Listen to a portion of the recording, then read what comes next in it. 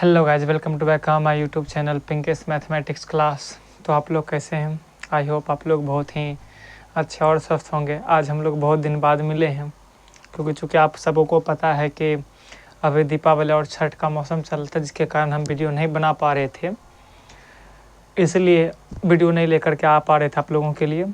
चलिए, अब कोई दिक्कत नहीं, अब लगातार आप लोगों को क्लास फिर से पहले जैसा चलेगा। तो फिर से हम लेकर के आए। हम लोग पिछले क्लास में हम लोग बहुपद के बारे में पढ़ रहे थे, जो कि 2024 में एग्ज़ाम देने वाले वैसे छात्र छात्राओं के लिए सबसे ज़्यादा इम्पोर्टेंट टॉपिक रहने वाले हैं, जिसमें हम लोग पार्ट 1 अर्थात इसका बेसिक जो भी था बेसिक हम लोग पढ़ चुके थे।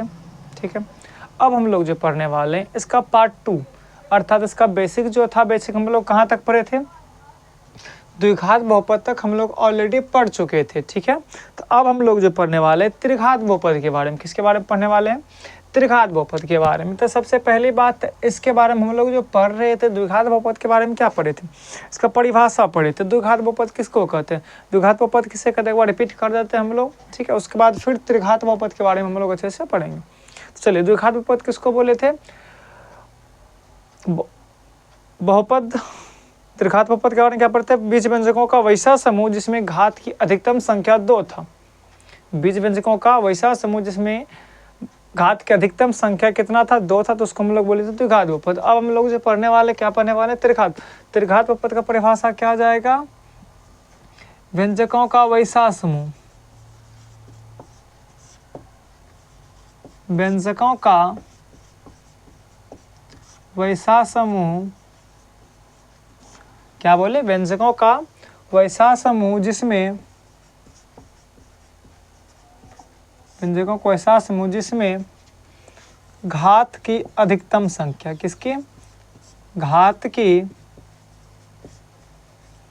अधिकतम संख्या,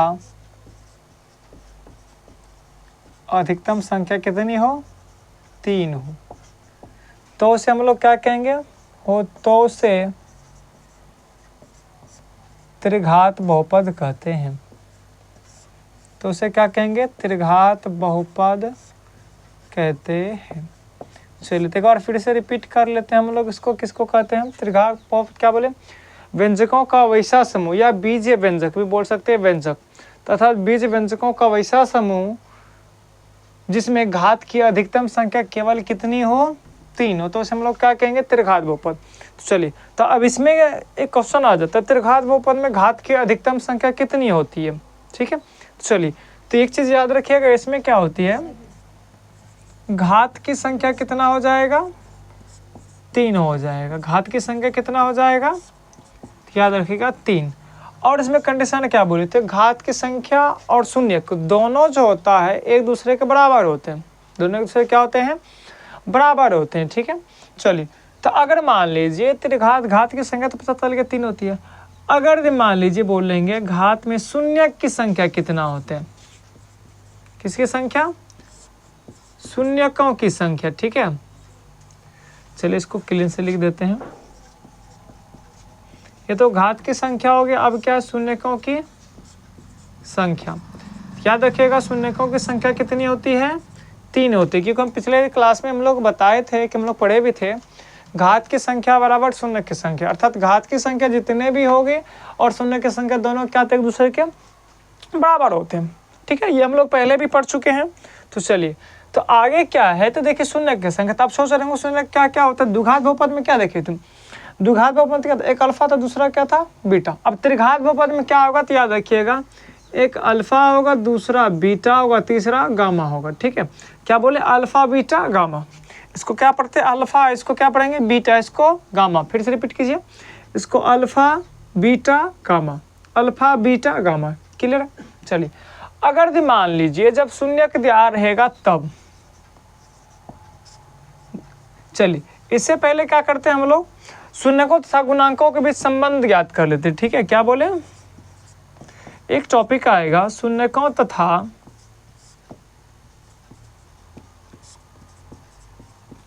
गुणांकों के बीच संबंध, शून्यकों तथा गुणांकों के बीच संबंध। ठीक है, के बीच संबंध। चलिए तो क्या बोले, शून्यकों तथा गुणांकों के बीच संबंध।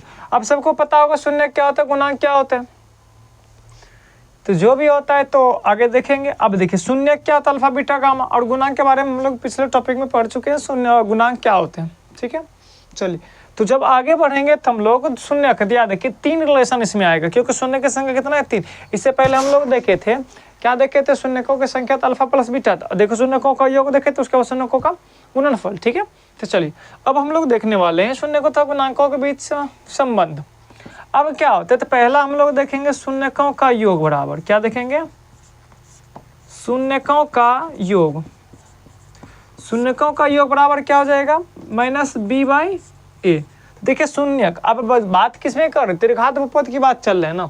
जब त्रिघात बहुपद की बात चल रहा है तो इसमें शून्य की संख्या कितना होगा, 3। अल्फा बीटा गामा, क्या होगा, alpha beta gamma, alpha beta gamma. चलिए जब 3 होता है तो शून्य का योग, योग में से बताए थे, योग बोले, कुल बोले, मिलाकर बोले, योगफल बोले, सबका मतलब एक ही तो होता है, जोड़। ठीक है, चलिए तो alpha plus beta plus gamma बराबर क्या हो जाएगा, -b/a। ठीक है,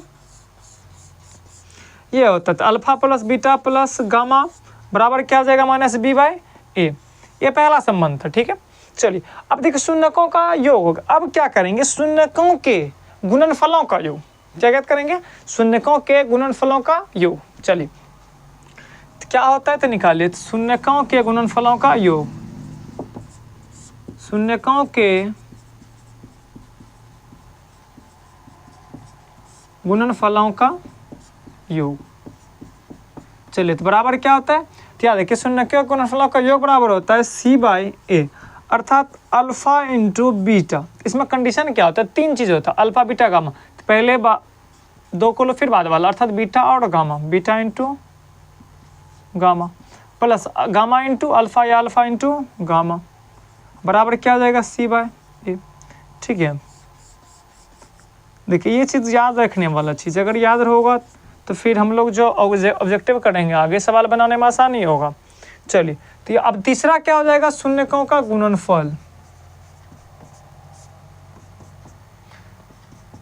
तीसरा क्या हो जाएगा, शून्यकों का गुणनफल। तो इसका क्या हो जाएगा, -d/a। क्या हो जाएगा, -d/a, अर्थात alpha into beta into gamma बराबर -d/, क्या हो जाएगा, a, अर्थात d/a। ठीक है, चलिए तो अब अगला क्वेश्चन आता है, तो मानक रूप या व्यापक रूप किसका, त्रिघात बहुपद का मानक या व्यापक रूप। चलिए इसका मुझे पहले लिखाना था लेकिन बाद में लिखाना तो कोई दिक्कत नहीं होनी चाहिए। क्या हो जाएगा, ax³ plus bx² plus cx plus d।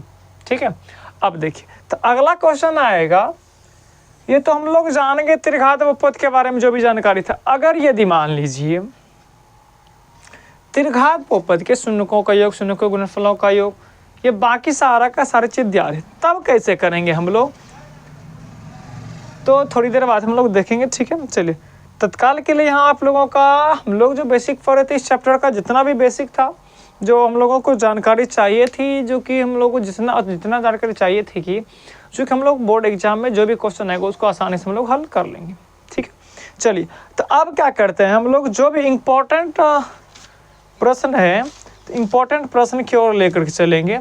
देखिए इम्पोर्टेंट प्रश्न में आप लोगों का आने वाला है कि इसमें चैप्टर में जो पढ़ना पड़ेगा, सवाल आएगा आप लोगों का, बहुत सारे सवाल दे देगा, बहुपद दे देगा, बोलेगा उसका शून्य ज्ञात कीजिए। चलो शून्य ज्ञात करेंगे, तो शून्य तो पता चल गया अल्फा बीटा गामा होता है। तो आप लोगों का पहला सवाल जो है चैप्टर का, तो चलिए बिना देर के हम लोग चैप्टर पे आ जाते हैं। तो चैप्टर का देखिए पहला सवाल क्या कह रहा है,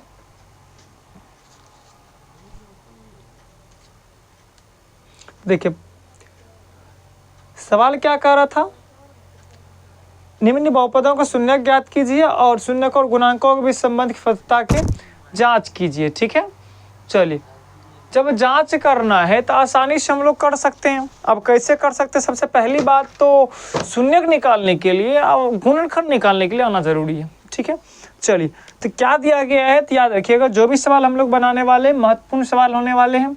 ठीक है, प्रश्नावली 2.2। ठीक है, प्रश्नावली कितना है 2.2 का पहला सवाल उठा रहे हैं। ठीक है, तो देखिए सवाल क्या है, कुछ इस तरह से है, तो x² - 2x - 8। अब देखिए इसका निकालना क्या पड़ेगा, तो इसका निकालना पड़ेगा हम लोग को शून्यक। अब शून्यक निकालने के लिए करना क्या पड़ेगा, सबसे पहली बात तो शून्यक तो निकाल लेंगे। जब शून्यक निकालेंगे तो सबसे पहली बात यह है क्या, अधिकतम घात कितना है 2। तो इससे ये तो पता चल गया 2 घात बहुपद होगा, ये तो क्लियर हो गया। चलिए जब क्लियर हो गए तो इसको निकालने के लिए इसका कंडीशन क्या है, तो याद रखिएगा इसका कंडीशन है अंतिम और प्रथम को गुना कीजिए। तो अंतिम और प्रथम गुना करने क्या आ जाएगा, 8 × x²। 8 × x² कितना हो जाएगा, 8x²। ठीक है, अब कंडीशन क्या कहता है, तो गुना करने के बाद जितना निकला x², 8x को गुना करने के बाद इतना पूर्ण चाहिए, और जोड़ने और घटाने के बाद कितना पूर्ण चाहिए, -2 पूर्ण चाहिए। ठीक है, तो चलिए तो इसके लिए कंडीशन क्या करेंगे, सबसे हम लोग आसान तरीका देखेंगे। 8 का गुणनखंड जब करेंगे 2 और 4 में, तो देखिए 2 दूना 4, अब 4 में से 2 घटेगा तो हो जाएगा मेरे ख्याल से। तो अब देखिए लिखना क्या पड़ेगा, तो पहले वाला को कुछ नहीं करना है माइनस, अब बीच वाला का 4 में से 2 घटाएंगे तो शायद पूरा 4 दूना 8, 4 गुने 2 करते हैं तो 8 पुर जाता है। ठीक है, अब देखिए 4 में 2 घटाएंगे 2 पुर गया, लेकिन यहाँ क्या था, x था, तो बाकी सबको 0 को त्यों लिख दीजिए। चलिए तो माइनस प्लस, यहाँ कुछ नहीं तो क्या plus, minus plus minus, 4 × x क्या हो जाएगा 4x, minus minus plus 2 × x 2x -8। ठीक है, अब ये पूरे जो बना इसमें से हम लोगों को ये ढूंढना पड़ेगा, कॉमन लेना पड़ेगा। अब कॉमन क्या होता है, तो कॉमन ये एक ऐसा चीज़ है जो कि सामने वाला में जो चीज़ है वो मेरे में होना चाहिए, जो तुम्हारे में वो मेरे, तब हम लोग कहेंगे कॉमन है। ठीक है, अब देखिए दोनों में कॉमन क्या है, तो कुछ नहीं, तो कॉमन दोनों में होना चाहिए। हम ये दोनों इसको दोनों को इसको 2 उठाएंगे, तो इसमें कुछ नहीं तो 1 है, इसमें 4 है, तो 1 तो आ जाएगा, 1 लिखे कोई फर्क पड़ने वाला नहीं है। अब x² है, यहाँ 4x है, तो अगर भी मान लीजिए x ले लेते तो यहाँ क्या बचा 2x, x² कहने का मतलब क्या, x × x, एक x निकालने तो क्या बचा, तो हम लोगों के पास सिर्फ और सिर्फ x बचा। ठीक है, तो x - 4। ठीक है, अब क्या बचेगा, तो दोनों में प्लस है, तो कुछ नहीं तो 2 × 2 4 दूना 8, अर्थात 2 आ रहे, तो 4 दूना 8, 2 × 2 माइनस प्लस माइनस 4 दूना 8। ठीक है, अब देखिए ये दोनों क्या हो गया, आराम से बन जाएगा -4।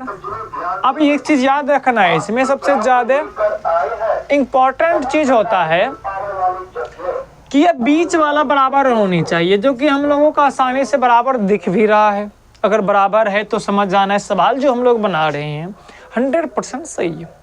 अगर भी मान लीजिए नहीं पूरा, तो समझ जाना है कि 100% सवाल जो बना रहे हैं वो क्या है, गलत है। ठीक है, चलिए तो क्या हो जाएगा, ये दोनों उठाए, दोनों कॉमन थे, बाहर कर लिए, इधर क्या बचा x + 2। ठीक है, अब हम लोग को क्या करता निकालने के लिए, शून्यक, तो चलिए निकालेंगे शून्यक के लिए, शून्यक के लिए। ठीक है, शून्यक के लिए निकालने में क्या हो जाएगा, पहले उठाइए x - 4, इसको उठाइए, बराबर क्या लेंगे 0, x बराबर माइनस में उधर गया तो प्लस में, 1 का तो मान निकल गया। दूसरा है x + 2 = 0। ठीक है, x + 2 बराबर क्या है 0, तो प्लस में उधर गया तो माइनस में। चलिए तो एक अल्फा और बीटा दोनों चीज़ का मान निकल चुका हम लोग को। अब इसी सवाल को हम लोग इस साइड में बना रहे हैं। ठीक है, यहाँ से उठा करके यहाँ, अब हम लोग को जांच करने क्या करा था, शून्य को तक गुणांकों के बीच संबंध क्या होता। देखिए 2 चीज़ था यहाँ, एक अल्फा का मान बीटा, क्योंकि शून्य को अगर मान लीजिए 2 घात बहुपद में निकला है तो हम लोग को पता है 2 घात बहुपद 2 चीज़ है, अपन लोग को पता है 2 ही चीज़ होता है, एक अल्फा होता है, दूसरा क्या होता है, बीटा होता है। ठीक है, चलिए तो अपन लोग को सवाल में क्या कह रहा था, शून्य का और गुणांकों के बीच संबंध की सत्यता। तो हमें क्या करेंगे, जो प्रश्न दिया है उसी से उतार देना है। शून्यकों तथा गुणांकों के बीच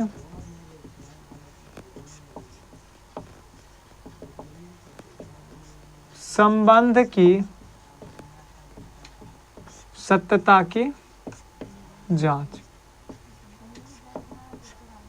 ठीक है, चलिए तो इसके लिए हमको क्या चाहिए, तो याद कीजिए हम पढ़े थे अल्फा + बीटा = b/, तो जांच करेंगे। तो जांच करने से पहले हमको चाहिए क्या, A B C alpha beta सारा का सारा चीज़ मान। तो देखिए अल्फ़ा का मान तो पता चल जाएगा यहाँ से 4, बीटा का मान कितना -2। लेकिन प्रश्न यह आता है कि ये तो शून्यक हो गया, ये शून्यक लिख लिया। अब यहाँ गुणांक भी कर रहा था ना, जब गुणांक कर रहा तो गुणांक कहाँ से लाएंगे हम लोग। देखिए गुणांक कहाँ से आएगा, तो याद कीजिए इसका व्यापक रूप में क्या बताए थे, ax² + bx + c है ना, तब देखा बहुपद का। तो अब बताइए एक जगह पर यहाँ कुछ नहीं तो क्या है, 1 है, ठीक है। बी की जगह पर कुछ नहीं तो यहाँ क्या है, जो भी जब भी लेना हम लोग को चिन्ह सहित लेना है, ठीक है अपन लोग को। तो क्या हो जाएगा -2।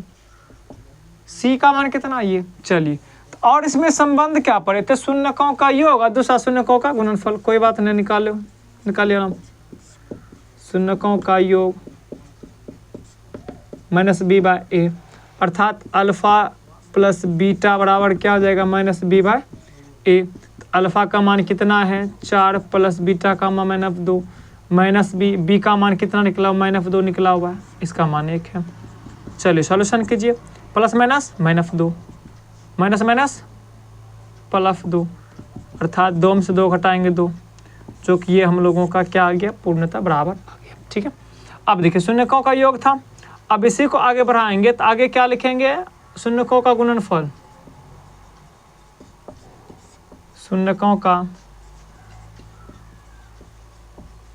गुणनफल बराबर होता है c/a, और अल्फ़ा इंटू बीटा बराबर c/a, 4 गुना -2, सी का मान कितना -8/a, प्लस माइनस 4 2 8।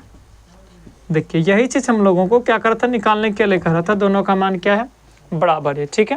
तो उम्मीद करते हैं कि लगभग ये आप लोगों का क्लियर हो गया होगा। तो चलिए इसी का जो कि सबसे इंपॉर्टेंट सवाल है, जो कि ऑब्जेक्टिव में बार बार रिपीट किया जाता है, देखिए कुछ इस तरह से। ये सवाल जो है एक बार नहीं बहुत बार पूछा है, कभी इस टर्म में पूछ देगा तो कभी इस टर्म में पूछ देता है। तो निकाल लेंगे कैसे, इसको निकालने का 2 तरीका है। तो हम लोग आसानी से पहले तरीका से निकालेंगे, सिर्फ शून्यक निकालेंगे, बाकी ये सारा का सारा चीज़ आप लोगों को खुद से करना पड़ेगा। देखिए शून्यक न कर निकालने के तो डायरेक्ट कर लेंगे शून्यक के लिए, किसके लिए निकालेंगे, शून्यक के लिए। तो क्या आ जाएगा, t² - 15 बराबर कितना 0। अब t² इधर माइनस में, t² साथ 15 क्या माइनस में, इधर गया तो प्लस में। तो अब बताइए स्क्वायर में इधर चढ़ जाएगा तो क्या हो जाएगा, रूट, प्लस माइनस √15, अर्थात हम लोग लिख सकते हैं प्लस √15 और कोमा -t बराबर -√15, ठीक है। तो इस तरह से सवाल आएगा। तो आप लोग क्या कीजिएगा, एक सवाल दे रहे हैं जो कि आप लोग खुद से करके आइएगा, -11 है, ठीक है, t² या फिर s² -5, ठीक है। तो इसको कंप्लीट कर दीजिएगा। और सबसे बड़ी बात तो यहाँ जो था, जो आप लोगों का जितना भी था कंप्लीट हो चुका है। और सबसे बड़ी खुशी की बात है आप लोगों के लिए कि अगले दिन हम लोग बायोलॉजी का भी क्लास करने वाले हैं, अर्थात बायोलॉजी के बारे में पढ़ने वाले हैं। क्लास 10th के जो भी इंपॉर्टेंट क्वेश्चन होगा चैप्टर वाइज चैप्टर आप लोगों के लिए हम लोग जरूर लेकर के आएंगे। डेली कोशिश करेंगे कि जितनी कम समय में आप लोगों को ज़्यादा से ज़्यादा जो भी टॉपिक है टॉपिक क्लियर करवाएं, और 100 to 100% आप लोगों को क्लियर करवाएंगे, ठीक है। तो चलिए अब हम लोग मिलते हैं नेक्स्ट क्लास में।